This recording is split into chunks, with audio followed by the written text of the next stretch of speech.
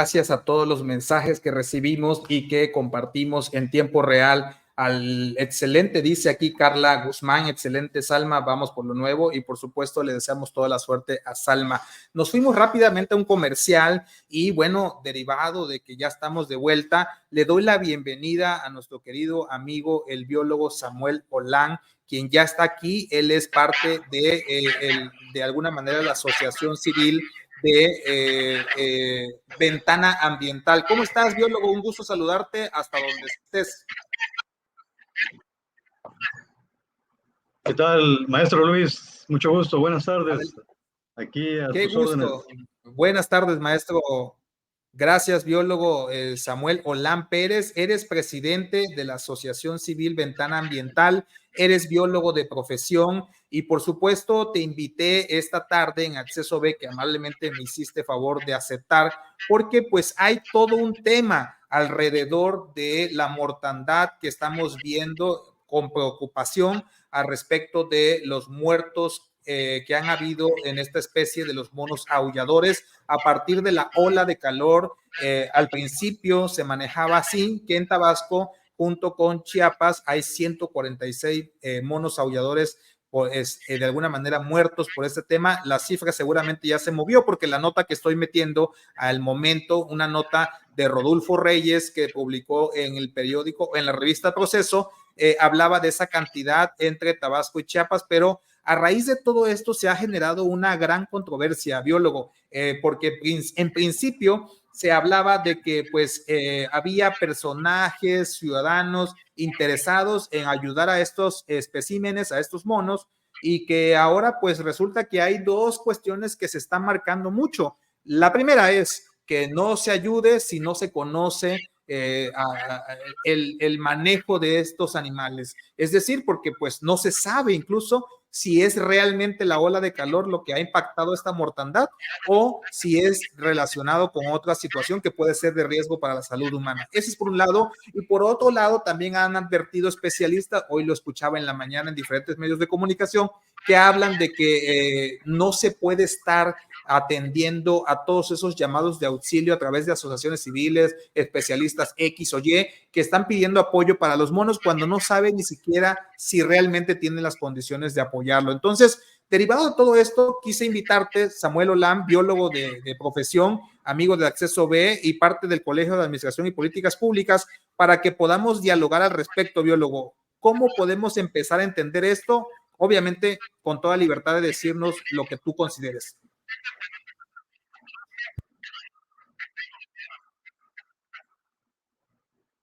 Bien, lo que hemos visto hasta el día de hoy, a partir del 16 de mayo, que se empieza y se da a conocer la noticia de los fallecimientos de los monos arahuatos allá en Comalcalco, pues han sido estos días donde ha habido una reacción primero de la sociedad civil, alguna organización por allí también, y ha causado bastante interés, sobre todo porque se ha difundido a través de las redes. Yo creo que ahora es de suma importancia. Y bueno, ha habido una reacción no solamente nacional, sino internacional por esta problemática que se ha difundido pues, sobre la muerte de los arahuatos allá en Comalcalco. Y creo que es una reacción esperada por la sociedad porque pues hemos estado un tanto viendo en otras partes cómo ha habido mortandad. Por ejemplo, cuando han fallecido los manatíes allá en Jonuta, ya ha habido también una investigación y ha sido la sociedad precisamente quien ha estado involucrada, empujando para que las instituciones responsables puedan hacerse cargo de esta problemática. Entonces lo que vemos es una reacción local, una reacción de interés, poder mostrar lo que está pasando allá en esas localidades de Comalcalco. Pero bueno, ante una reacción como esta, vemos también que han habido incluso las últimas declaraciones del rector de la UJAT, donde dice que bueno, en una semana tendrán ellos alguna respuesta acerca de qué es lo que está causando la mortandad de monos. Y yo creo que es una declaración bastante uh, que habría que considerarse si realmente pueden hacerlo en una semana, pues puesto que no se trata nada más de, en investigación no se trata de que 1, 2 o 3 días se puedan dar resultados, sino que hay toda una metodología que involucra tiempo, involucra recursos, involucra personal, de tal forma que esa declaración que se hizo en los medios por parte del rector, pues yo creo que es una declaración sin fundamento, ¿sí? Sencillamente solamente para salir al paso de una problemática que a todos les está interesando, sobre todo porque la UJAT tiene la División Académica de Ciencias Biológicas y tiene además la División Académica de Ciencias Agropecuarias, dos divisiones que debieran estar haciendo investigación al respecto, pero que sencillamente se han dedicado a reaccionar como ha sido la sociedad civil que lo ha estado haciendo. Pues ahora, bueno, ya hay esa declaración, esperemos que en una semana el rector resuelva la problemática de esta situación. Ahora, lo que tenemos que ver es también la historia, antes de hacer declaraciones como de este tipo, ¿no? Por ejemplo, la historia nos muestra que, por ejemplo, cuando se encuentra el virus del Zika, no es algo fortuito ni se hizo en una semana, sino que involucró tiempo, un tiempo bastante considerable, y se hizo ya en África cuando estaban precisamente investigando sobre la fiebre amarilla. Entonces los investigadores buscaban algunas cuestiones sobre fiebre amarilla, vieron un mono rhesus, otra especie, que estaba allí fallecida también. Y entonces empezaron a hacer estudios y vieron que no era la fiebre amarilla, sino que era precisamente otro virus, y en este caso encontraron el virus del Zika.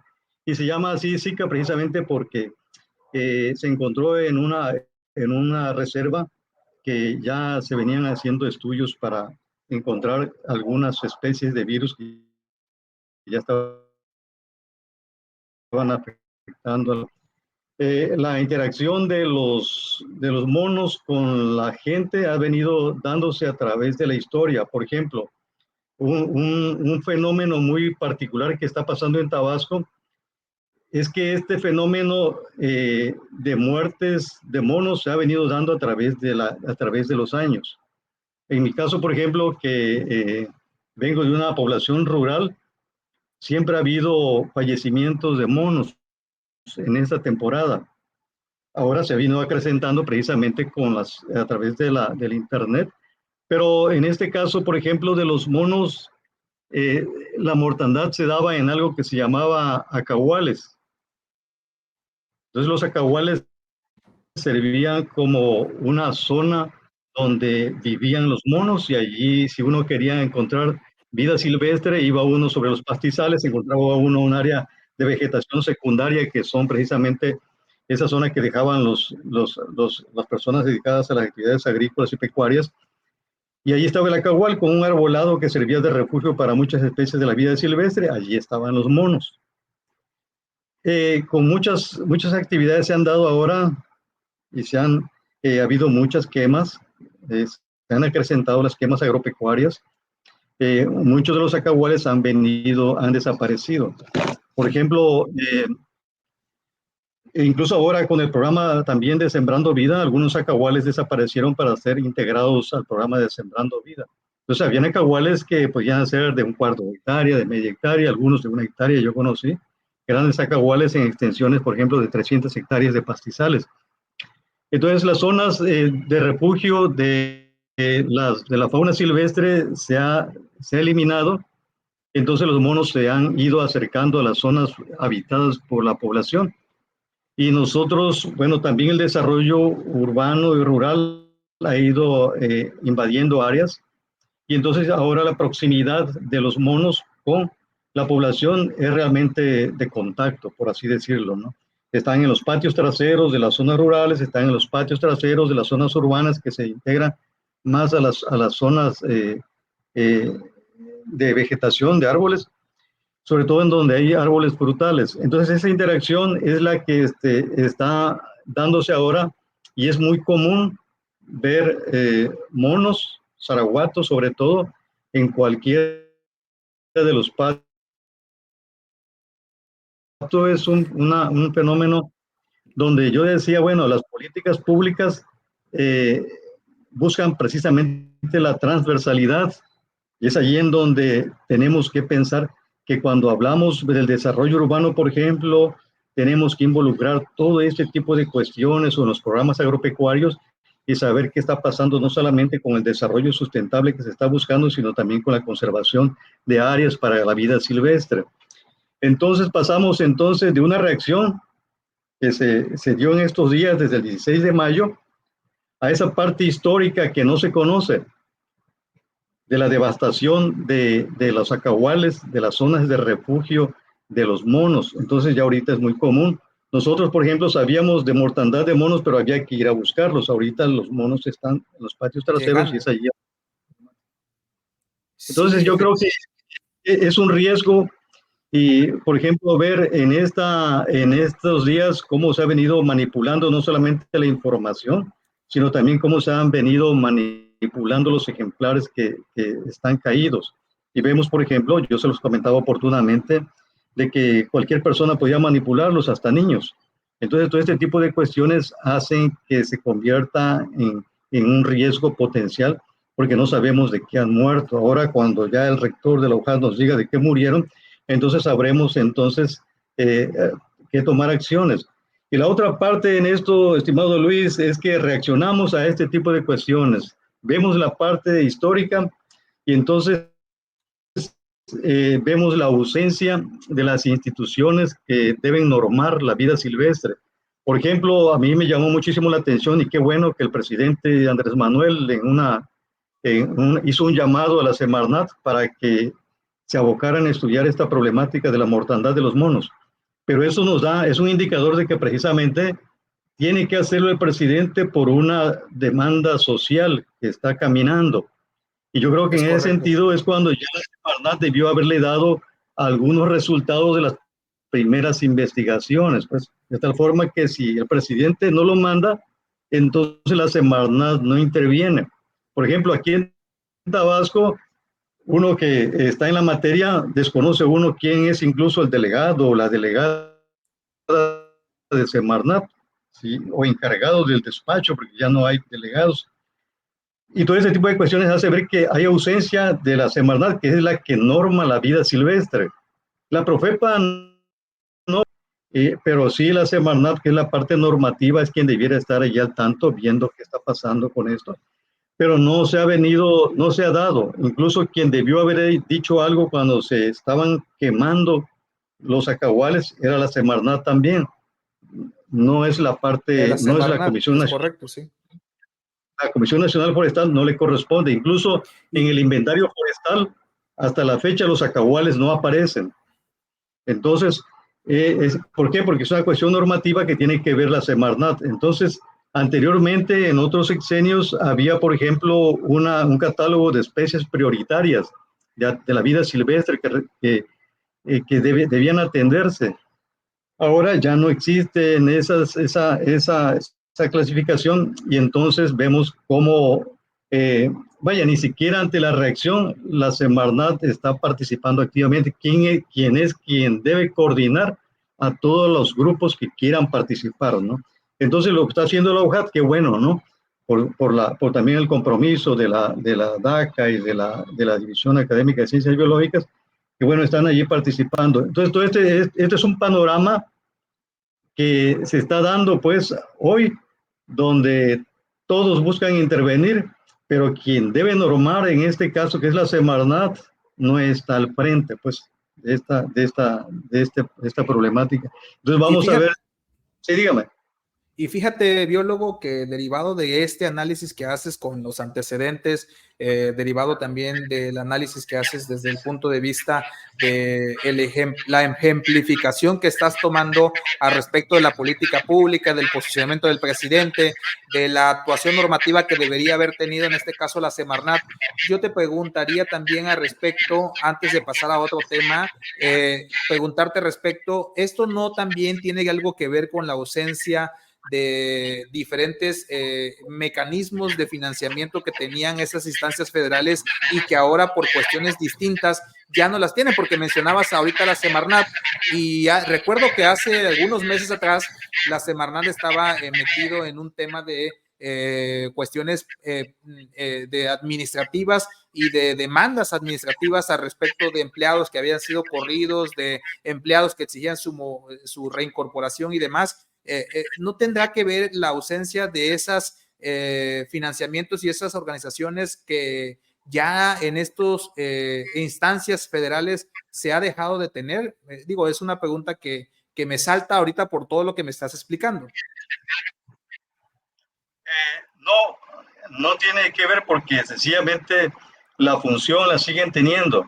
Entonces, en la medida en que la función legal le siga siendo encomendada, la parte normativa que es la Semarnat tendría que atenderlo, pues, independientemente de los otros conflictos que tenga que atender, ¿no? Entonces, lo que sí es evidente es que en este caso tenemos que estar muy atentos, por ejemplo, en la parte preventiva. Y aquí viene, bueno, hemos reaccionado ya, desconocemos parte de la historia de cómo ha venido esta interacción de monos con población humana, y entonces tenemos que tomar acciones preventivas. Por ejemplo, preventivas en el sentido de que los monos son, por ejemplo, los monos araguatos sobre todo, son un reservorio de virus, por ejemplo, del Zika, son un reservorio de la fiebre amarilla, que hace un siglo, por ejemplo, en Tabasco causó una gran mortandad, en Tabasco, en Chiapas y en Veracruz.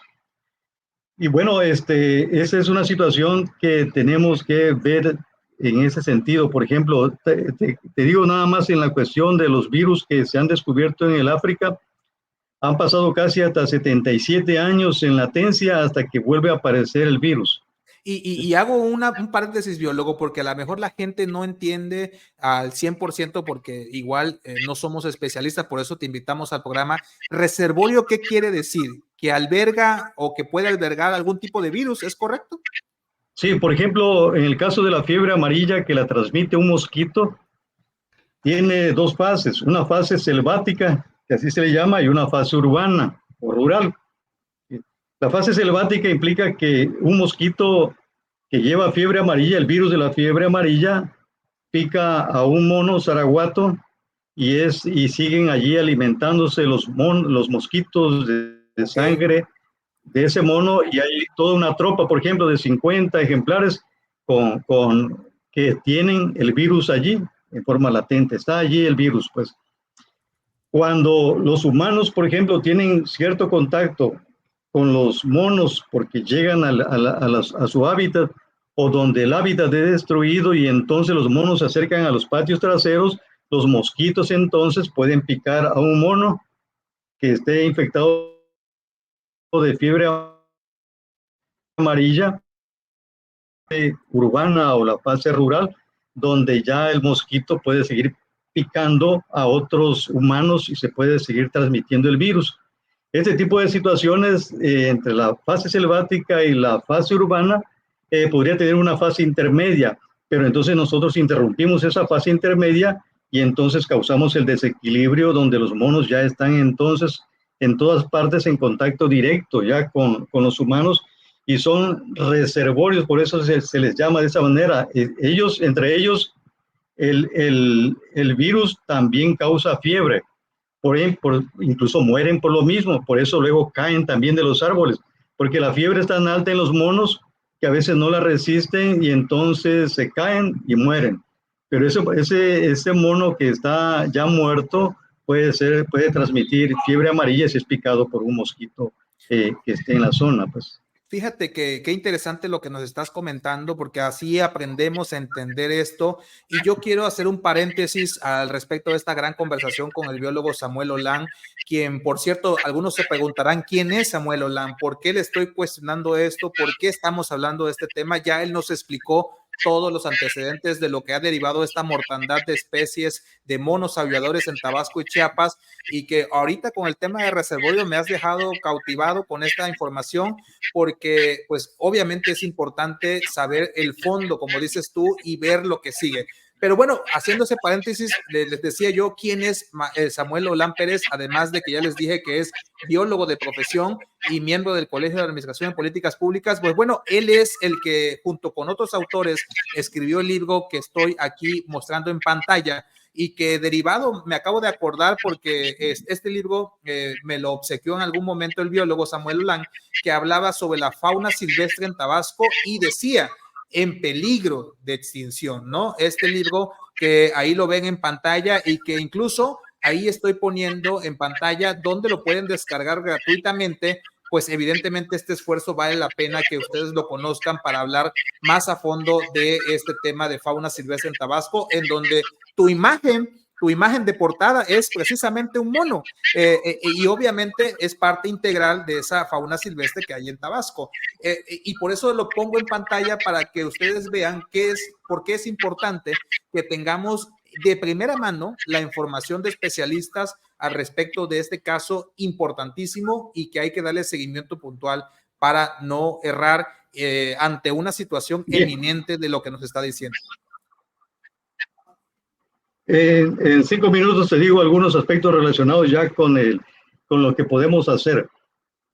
Los monos, por ejemplo, no solamente están allí, sino que son un reservorio bastante grande, por ejemplo, de virus del dengue, de chikungunya, de zika, de fiebre del mayaro, de fiebre amarilla, de paludismo, incluso de leishmaniasis. Entonces, todos esos son agentes amplificadores que están allí en la área selvática, que ya no la hay.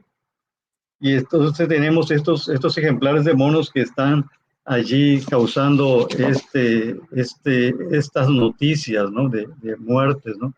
Entonces lo que tenemos que hacer, y yo creo que hay esperanza en este tipo de cuestiones. Tú decías acerca del financiamiento, y mira que oportunamente esto del financiamiento pudiera venir en la próxima administración, porque dentro de los 100 acciones que tiene la doctora Claudia Sheinbaum, hay una específicamente dentro de las 100 que habla sobre el control del dengue. Algunas acciones relacionadas con eso, de tal manera que van a haber políticas públicas relacionadas con el control del dengue, y en el control del dengue tiene que haber una parte importante que es la conservación de la biodiversidad, y dentro de esta parte implica qué tenemos que hacer con las tropas que encontramos de monos en los acahuales, ¿no? Pero también algo importante dentro de esto de las políticas es que vamos también a tener, porque dentro de los 50 compromisos que hizo el candidato Javier May, hay uno específicamente que habla sobre el control del dengue y chikungunya. Entonces, esas dos son enfermedades transmitidas por vectores, que son los mosquitos o son las chinches, de tal forma que el recurso sí va a llegar, porque hay una alineación muy buena entre la política estatal que se avisora para la próxima administración y la política nacional, de tal forma que es muy seguro que vamos a tener recursos suficientes para poder entablar algunas acciones para la conservación de los monos, para la conservación de su hábitat, para la restauración de los ecosistemas, y entonces en forma transversal muchas instituciones podrán participar. Yo creo que con esto